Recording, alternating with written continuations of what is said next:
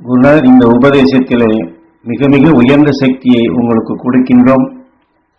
அதை நீங்கள் பொறுமையுடன் கையாளும் பொழுது அனைத்துமே நல்லதாகும், நல்ல நிலைகள் ஏற்படும் என்பதை சுட்டிக்காட்டுகின்றார்கள். நாம் கோர்ட்டுகளுக்கு கூட சில சந்தர்ப்பங்களில் பொருள்களையோ மற்ற நிலைகள் காரணமாக அதை நாம் பெறுவதற்காக இது போன்ற கேஸ்களையும் நாம் சந்திக்க வேண்டி வரும். அதில் சில பிரிவினைகளும் நடக்கும். ஏமாற்று நிலையில் கொண்டு செயல்படுபவர்களும் இருப்பார்கள், நம்ம ஏமாற்றும் நோக்கத்தோடு வருபவர்களும் இருப்பார்கள். இப்படி நாம் அந்த தீங்கான நிலைகள் வரும் பொழுது அதையெல்லாம் நாம் கூர்ந்து கவனித்து இப்படி செய்கின்றார்கள் பாவிகளே என்றெல்லாம் எண்ணிவிட்டால் அந்த விஷயமான உணர்வுகளை நமக்குள் பதிவாகி அதுவே வளரத் தொடங்குகிறது. அவர்களை பார்க்கும் பொழுதும் சரி, நினைக்கும் பொழுதும் சரி, நம்மை அறியாமலே வெறுப்பை உருவாக்கும் நிலை வந்துவிடுகிறது. இந்த வெறுப்பான நிலைகள் கொண்டு இதையே மீண்டும் மீண்டும் எண்ணி அதே நினைவோடு உணர்வோடு நாம் மற்றவரிடம் பேசத் தொடங்கினால் நாமும் வெறுப்பான சொல்களை சொல்ல வேண்டி வரும். அப்படி சொல்லிவிடுவோம். அதை சொல்லும் பொழுது இந்த வெறுக்கும் உணர்ச்சி நாம் அவர்களை எப்படி வெறுத்தோமோ கேட்போருக்கும் இந்த உணர்வு பதிவாகி அவர்களும் நாம் நம்முடைய நியாயத்தை அனுசரித்து நாம் அவர்களை வெறுத்து பேசியிருப்போம். ஆனால் நாம் வெறுத்து பேசக்கூடிய உணர்வுகள் நம்மை அணுகி வரக்கூடிய மற்றவர்களுக்கு இது பாய்ந்து அவரை எப்படி வெறுத்தமோ அவருடைய செயலை எப்படி வெறுத்தமோ இங்கே நம்மையும் வெறுக்கக்கூடிய நிலையாகி நமக்கு எதிரியாக வந்துவிடும். இதெல்லாம் நாம் கவனமாக தெரிந்து ஜாக்கிரதையாக நடக்க வேண்டும் என்பதற்குத்தான் குருநாதரை சுட்டிக்காட்டுகின்றார். அதே சமயத்தில் யாரை எண்ணி வெறுத்து பேசினோமோ இந்த உணர்வு அங்கேயும் பாய்கின்றது, இங்கேயும் வெறுப்பு வளர்கின்றது. நம்மை சுற்றியுள்ளவர்களுக்கும் வெறுப்புணர்வு வளரும் சந்தர்ப்பங்கள் அதிகமாகிறது. ஆகவே இதை தடைப்படுத்த வேண்டும் அல்லவா?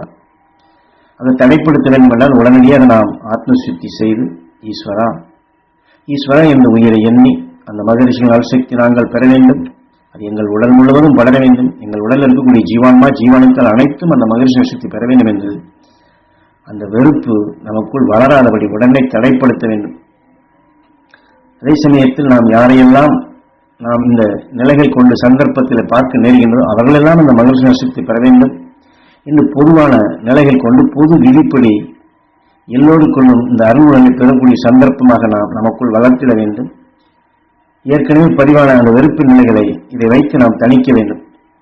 அதற்கு பின் நமக்கு யார் நமக்கு தீங்கு செய்தாரோ அல்லது நாம் முதலில் சொன்னது ஒரு பொருளை அபகரித்து ஏமாற்று நிலைகள் செயல்படுத்தினாரோ என் பார்வை அவரை நல்லவராக்க வேண்டும். என்னை பார்க்கும்போது அவர்களுக்கு நல்ல எண்ணம் உதயமாக வேண்டும். அவர்கள் செய்த தவறுகளை உணரும் சக்தி பெற வேண்டும். தவறான நிலையிலிருந்து விடுபடும் சக்தி அவர்கள் பெற வேண்டும் என்று இந்த உணர்வுகளை பாய்ச்ச வேண்டும்.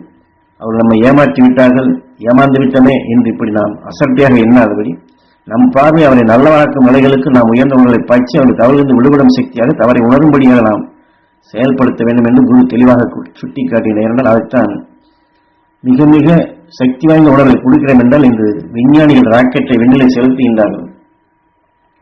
அது அங்கே சுழலத் தொடங்குகிறது. ஆனால் அங்கே ஏதோ ஒரு காரணத்தினால் பழுதானால் இங்கிருந்து தரையிலிருந்தே அவர்கள் இயக்குகின்ற நேரடியாக தொடர்பில்லை. ஆனால் லேசர் போன்று அந்த ஒளி கற்றைகள் மூலமாக நுண்ணிய நிலையில் கொண்டு இயக்கி அந்த இயந்திரத்தை பல லட்சம் மைல்களுக்கு அப்பால் இருக்கக்கூடிய இயந்திரத்தை பூமியிலிருந்தே சீர் செய்கின்றார்கள்.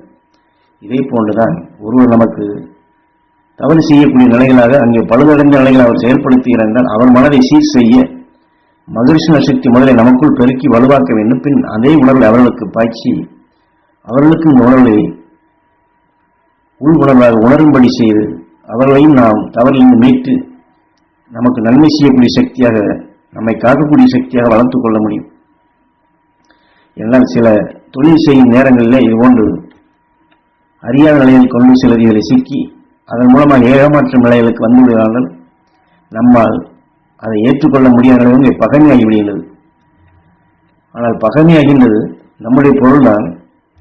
ஆனால் இந்த பகைமை ஊட்டக்கூடிய உணர்வுகளாக நாம் கொண்டு செல்லாதபடி, ஏன்னா அப்படி நாம் வெறுத்து விட்டோம், இப்படி செய்துவிட்டால் என்று அது பொருள்கள் கடைசியில் அவருடையது என்று அவர்கள் நம்மை எண்ணி மீண்டும் கொடுக்க முடியாத நிலைக்கு ஆகிவிடுகிறது.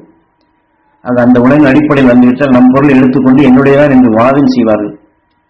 எனவே இப்படிப்பட்ட உலகிலே பெரும்பகுதி இப்படி குடும்பத்திற்குள்ளும் சரி, சுற்றத்திலும் சரி, அல்லது நண்பர்களால் பழகினாலும் கூட சில இடங்கள் இப்படி நடந்து விடுகின்றது. இதிலிருந்து நம்மை நாம் பாதுகாத்துக் கொள்ள வேண்டும் அல்லவா? அந்த துருவ நட்சத்திரத்தின் பேரலே ஒவ்வொரு நாளும் துருவ தியானத்திலே எடுத்து வலுவாக்கி எப்படி உடல் அழுக்கை போக்குகின்றமோ, துணியில் உள்ள அழுக்கை போக்குகின்றமோ, இதை போன்ற ஆன்மாவில் பட்ட அழுக்கினை துருவ நட்சத்திரத்திலே நமக்குள் வலு சேர்த்து யாரையெல்லாம் நாம் எண்ணி வெறுப்படைந்தோமோ அவர்களுக்கு நல்ல அறிவு வர வேண்டும் என்று நாம் இங்கிருந்து அதை பாய்ச்ச வேண்டும். எப்படி லேசர் மூலமாக ராக்கெட்டுகளை செலுத்தி அதை சீர்படுத்துகின்றார்கள், இதை போன்றது நாம் எடுக்கக்கூடிய இந்த உயர்ந்த உடலின் தன்மை அவர்கள் மீது வெறுப்பில்லாத நிலைகளாக உருவாக்க செய்ய வேண்டும். அவர்கள் பொருளறிந்து செயல்படும் திறன் பெற வேண்டும். அந்த தீங்கி எண்ணக்கூடிய, தீங்கி விளைவிக்கக்கூடிய சிந்தனை அவர்களுக்கு வரக்கூடாது. நல் உணர்வுகள் அங்கே உதயமாக வேண்டும் என்று இந்த அடிப்பில் நாம் பகைமை இல்லாது அருள் உணர்வுகளை பாய்ச்சி இந்த உண்மைகளை உணர்த்தும்படியாக, அவர்கள் உணரும்படியாக அந்த பகைமைகளை மறந்து நாம் சிந்திக்கும் நிலைகளை, சிந்திக்கும் திறனை அங்கே உருவாக்க செய்ய முடியும். அந்த சிந்தனை அங்கே உருவாக்கப்படும் பொழுது அவர்களும் அந்த மனம் மாறி நம் பொருளை நமக்கே கொடுக்கக்கூடிய நிலைகள் வரும். இதெல்லாம் கோர்ட்டுகளில் ஒன்று நடக்கப்படும் போது இந்த உணர்வுகளை நாம் செயல்படுத்தினோம் என்றால் கடைசியிலே எங்கே இந்த நியாயம் இருக்கின்றதோ அந்த பொருள் நமக்கே கிடைக்கும்படியாக நம்மால் இதை செயல்படுத்த முடியும். ஏனென்றால் இன்றைய காலகட்டத்தில் இதுபோன்று உடனுக்குடன் உணர்ச்சி வசப்பட்டு பகைமையாகி வெறுப்பாகி அந்த பொருளை பெற முடியாதபடி சில சந்தர்ப்பங்கள் ஆகிவிடுகின்றது. அது சாபமிடும் நிலைகளும் அதனால் வேதனைப்படும் நிலைகள் வந்து இதையெல்லாம் மாற்றி அமைக்க குருநாதர் இந்த உபதேசத்திலே மிக மிக உயர்ந்த சக்தி கொடுக்கப்படும் பொழுது பொறுமையாக அந்த தெளிந்த நிலையை கொண்டு சிந்தித்து நாம் உண்மைய நிலையை கொண்டு எடுத்து நமக்குள் பகைமை அகற்றி அங்கேயும் பகைமை அகற்றக்கூடிய ஆக்கப்பூர்வமான செயலாக செயல்படுத்தும் பொழுது அது நல்ல பலனை நமக்கு கிடைக்கும் என்று இதில் நமக்கு வழிகாட்டுகின்றார்கள்.